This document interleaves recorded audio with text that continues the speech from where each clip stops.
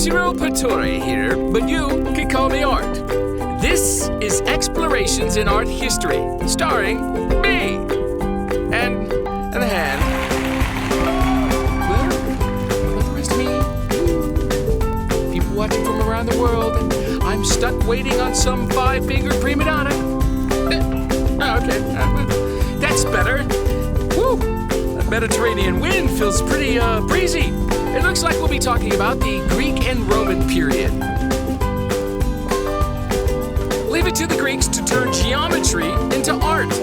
1000 to 700 BC marked a period in Greek art called the geometric period because of the decorations on the pottery of the day. Simple geometric designs were combined into a repeating pattern that circled the pot. Later, abstract figures of animals and people appeared. They used pots for storing wine and oil, for eating and drinking, as prizes at athletic games, and even as burial markers. Start as a tot, end as a pot. Hey, it was a joke. Put me out.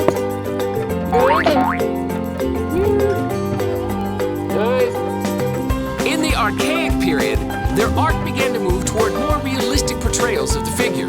From the Egyptians, Greeks learned the trick of adding hair down the back of their marble statues to give strength to the neck area, and spreading the stance of the legs to give a statue stability. Ow! Too much stability! Male statues were called kouros, and the females, kourē. Greek pottery styles changed as well. They created the popular black figure wear style, which showed black figures on red pots.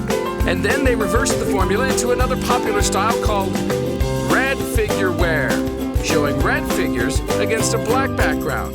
Red figure or black? Which one makes me look thinner? Greece, however, wasn't one big happy country at the time. Instead, they had several Greek city-states. The two top dogs, Athens and Sparta, were often at odds, jockeying for position and power, until the Persians attacked in 480 BC. Then Athens and Sparta dropped their differences for the moment, and together they repulsed the invaders. But not before Persia had done some serious damage to the city of Athens. It was time for the Athenians to rebuild. Surging with confidence after their triumph over the Persian Empire, the Greeks launched into a golden age called the Classical period. Pericles, the leader of Athens, ordered the rebuilding of the temples on the Acropolis, where the famous sculptor Phidias decorated the Parthenon, a temple dedicated to Athena, the founding goddess of Athens. Classic sculptures became more realistic and at the same time, idealistic. Sculptors like Polykleitos searched for the mathematically perfect proportions of human beauty. Poses became more natural by using principles like contrapposto, a pose that gave an elegant balance to the figure by shifting the angles of the shoulders to the pelvis. Using the ratio of the size of the head to the body, Greek artists discovered that the average male or female has a proportional height of 6.5 to 7 heads. By increasing the size of the body to the head, they discovered a more visually appealing proportion. Even today, comic book artists use these idealized proportions to draw superheroes. Art will smash! Yeah! In 336 BC, Alexander the Great took power and spread the Greek Empire from Egypt to the borders of India. His death ended the Classical period.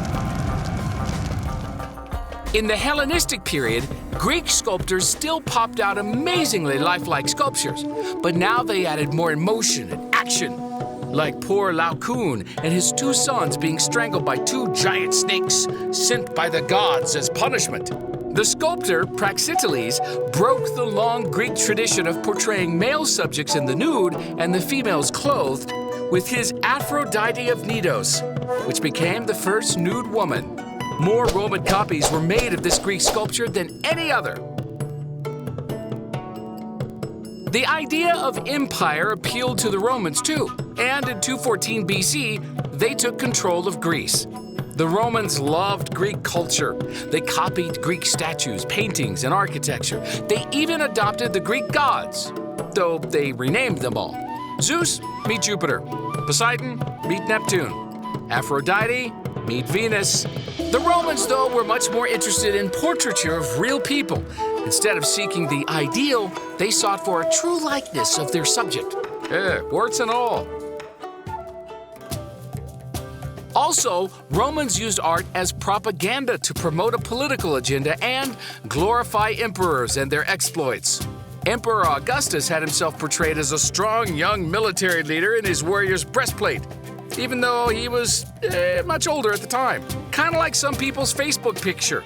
Trajan's column is like movie scenario in stone, the sculpted scenes depicting Roman battles and their ultimate victory. Roman architects became masters of the arch and the dome. The arch was a huge innovation for the creation of bridges and aqueducts. And the dome became the staple of big official buildings, like the Pantheon, which became one of the most influential buildings in Western architecture. The expansion of the Roman Empire spread Greek and Roman ideas throughout Europe, which formed the foundation of Western culture. Even today, we are still influenced by ideas developed in ancient Greece and Rome.